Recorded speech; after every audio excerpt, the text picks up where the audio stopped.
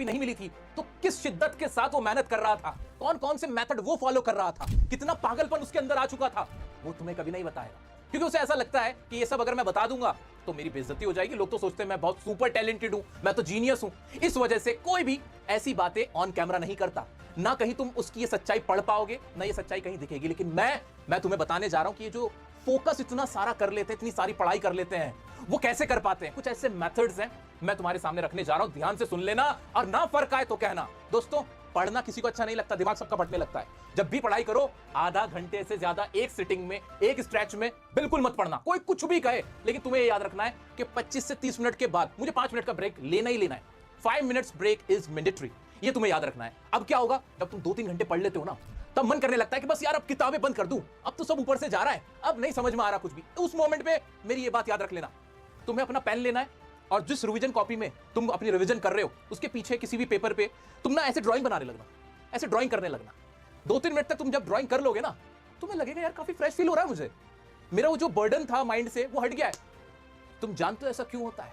क्योंकि ये जो ड्राइंग है ना, ये तुम्हारे माइंड में जो तुम्हारी मेमोरी रिटेंशन पावर है ना, उसको बूस्ट करती है, उसको एनहांस करती है और इससे तुम्हें फायदा होता है। वो जो तुम बोरिंग फील कर रहे थे, तुम एग्जॉस्टेड फील कर रहे थे, वो सारा सब कुछ डाउन हो जाता है, तुम्हें फ्रेश फील होना शुरू हो जाता है। दोस्तों, बहुत बार ऐसा होगा कि जब तुम पढ़ाई कर रहे होंगे ना, कुछ टॉपिक्स तुम्हारे पल्ले पड़ ही नहीं रहे होंगे, तुम्हें समझ आ ही नहीं रहा होगा, लाख कोशिश के बावजूद तुम कंफ्यूज हो रहे होंगे। ऐसे मोमेंट पे एक काम करना, वो काम जो अभी तुमने वीडियो के शुरू में देखा था, खुद को पढ़ाना है।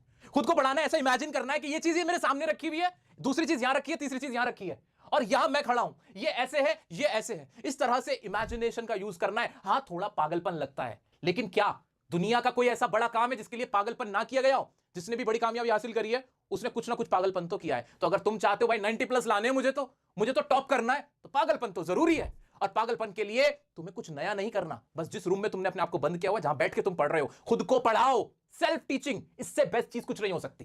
तुम्हें खुद को पढ़ाना है, खुद को समझाना है। और कैसे समझाना है? इमेजिनेशन से। उन टॉपिक्स को जो तुम्हें बिल्कुल समझ नहीं आ रहे, उनको फील करने की कोशिश करनी है कि ये ऐसे था, ये सामने खड़ा है मेरे, अच्छा ये कुर्सी मान लेते हैं, इसका नाम न्यूटन है, अच्छा उस टेबल को मान लेते हैं, इसका नाम आइंस्टाइन है। ऐसे करके तुम्हें फील करना है, इससे तुम्हें वो चीजें आसान लगने लगेंगी और तुम्हारा जो कॉन्सेंट्रेशन है वो भी बेहतर होगा। दोस्तों, पढ़ते पढ़ते ना बहुत थकान सी महसूस होने लगती है, तो काम करना बहुत आसान सा काम है।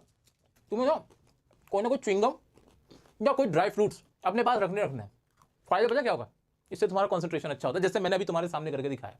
उससे आपको बेटर फील होता है। वो जो प्रेशर सा लगने लगता है ना, खाली मुंह चुपचाप बस देख रहे हैं, किताबों में आंखें गड़ा रहे हैं, वो तुम्हें इजी लगने लगता है, उसे एंजॉय करने लगते हो। तो च्युइंगम तुम्हारे पास रहनी चाहिए, कुछ ड्राई फ्रूट्स रहने चाहिए, कुछ नमकीन होने चाहिए, कुछ ना कुछ तुम्हारे आसपास हो, ताकि तुम ऐसा रिलैक्स फील कर सको। दोस्तों, पढ़ते पढ़ते बहुत बार ऐसा होता है कि मन कहता है कि भाग जा, अब बहुत हो गई पढ़ाई, इससे ज्यादा तो मैं नहीं कर सकता, मैंने अपना 100% दे दिया है, अब मुझे उठना है, बहुत हो गई पढ़ाई। ऐसे मोमेंट में ना बस एक काम कर लेना, एक काम, गहरी सांस लेना और जो भी तुम टॉपिक पढ़ रहे थे, सब्जेक्ट पढ़ रहे थे, उसे चेंज कर देना। अगर तुम थ्योरी पढ़ रहे थे तो प्रैक्टिकल सब्जेक्ट पे शिफ्ट हो जाना। अगर प्रैक्टिकल पढ़ रहे थे तो कोई थ्योरी सब्जेक्ट पकड़ लेना। देखना तुम्हें लगेगा ही नहीं कि तुम पढ़ाई कर रहे थे, तुम्हें लगेगा ये तो बिल्कुल नया है, बिल्कुल माइंड फ्रेश फील करोगे। और अगर तुमने ये भी ट्राई कर लिया और उसके बाद भी, जो कि बहुत रेयर सिचुएशन है, उसके बाद भी तुम्हें लग रहा है कि नहीं यार अब नहीं मुझसे हो रहा, उस मोमेंट पे इतना सा काम करना कि अपना टॉपिक चेंज कर देना।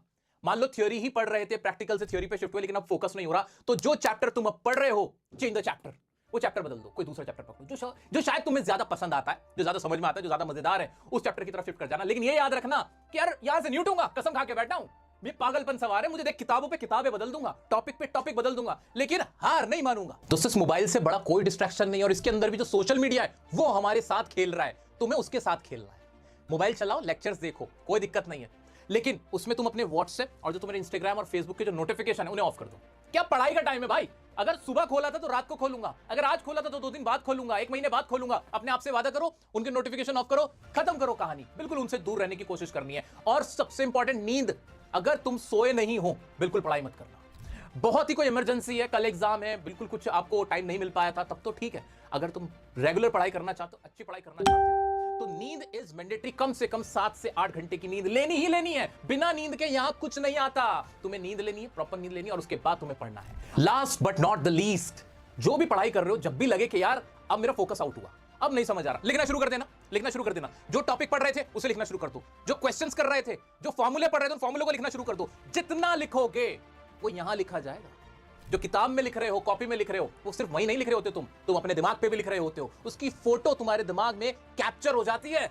ये सारी चीजें वो थी जो बहुत छोटी थी, लेकिन ये तुम्हारा कंप्लीट जो स्टडी का पैटर्न है उस पैराडाइम को बदलने के लिए काफी है दोस्तों। मैं as a big brother I am always with you. If you have any query, any problem, you can connect me on Instagram, you can ask your queries in comment section as well. मैं हमेशा तुम्हारे साथ खड़ा, कोई दिक्कत आए मुझे बताओ, मैं तुम्हें उसका